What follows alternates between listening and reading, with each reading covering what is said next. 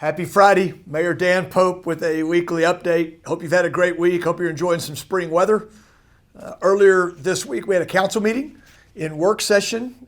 I believe the two things I'd like to point out were first of all, a presentation from Chris Mandrell, who runs Citibus for us.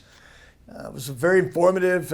One of the things I took away from it was the success we're having with our on-demand app, Citibus On-Demand, which is a sort of an Uber or Lyft style of city bus. We don't drive the big buses around for that, much smaller type vehicles, but it's catching on, and we're trying to find ways to run city bus smarter. By running it smarter, we can provide service and at the same time be able to do it cost effectively. So you might want to watch that. Another thing that was shared with us briefly was the information about the survey that is now live for the Downtown Civic Park. And we'll put the link to that survey on the video. But Civic Park was called out in our downtown master plan as sort of the centerpiece of our redevelopment efforts.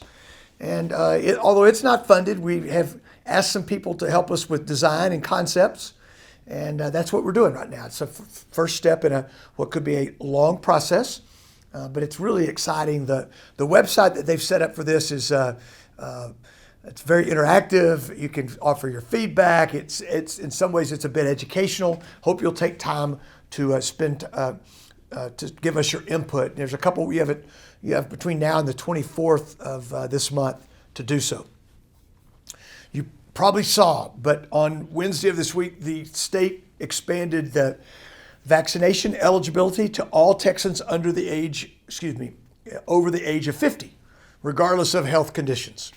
That's good news. That allows many, many more in our city, in our county, in West Texas to be vaccinated. So vaccination clinics will continue to run as they have Tuesdays, Wednesdays, Thursdays, and on Saturdays.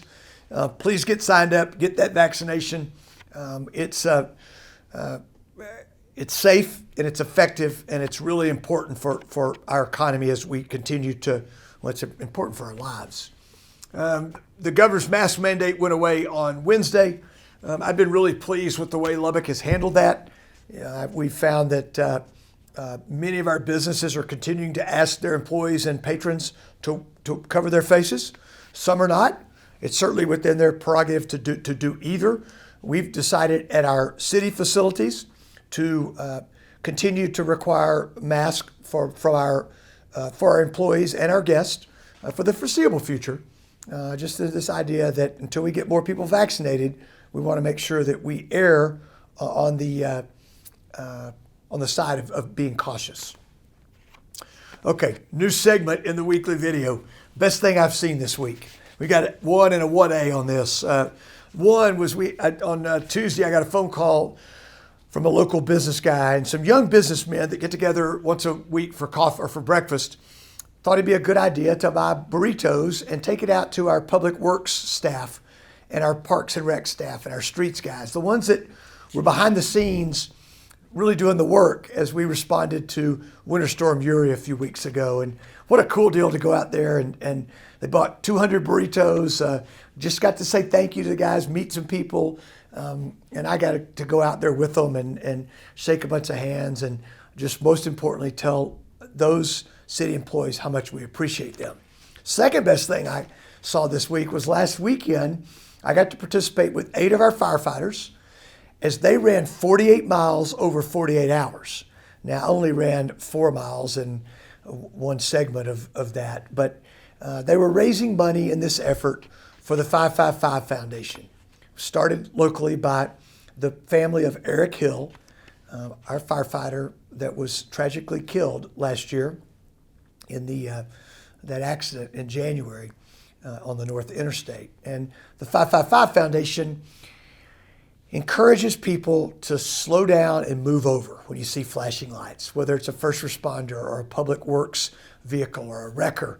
We need to slow down and move over. If by doing that, we save lives. And they wanted to raise $2,000. They raised more than $6,000 last weekend. It was really good to be part of that effort. I'm so thankful for those firefighters that are willing to give back, not just protect us, but to give back to our community.